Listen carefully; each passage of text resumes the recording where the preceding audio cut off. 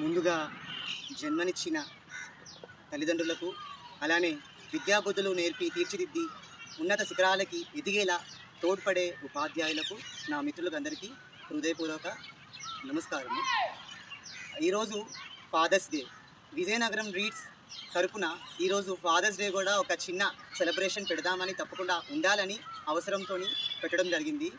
అన్నీ తానై, అంతా తానై, వెనక ఉండి ప్రతిదీ ముందుకి నడిపిస్తున్న పిల్లలను ఎదుగుదల పరంగా పిల్లలు ఎట్లా ఎదగాలని, వాళ్ళని సెటిల్ చేయాలని అహర్నిశలు రాత్రింపగలు తన కష్టాన్ని కూడా పిల్లలకి చెప్పకుండా తను ఒక కనిపించని రూపంగా వెనకుండి వెన్నంటే ఉండి అడుగులు వేయించి నడక నేర్పించి సమాజంలో ఎలా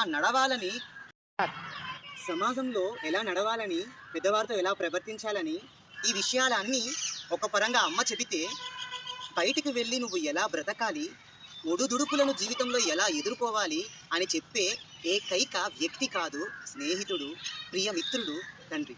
నాన్న, తండ్రి అనే కన్నా నాన్న అనే పదంలోనే మాధుర్యం ఉంది.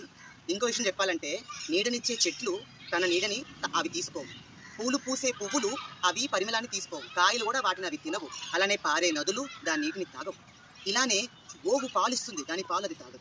ఇలానే ప్రతి పిల్లవాడి వెనకాతల తండ్రి వాటిలా ఉండి సమాజంలో పిల్లవాడిని నడుపుతున్నాడు.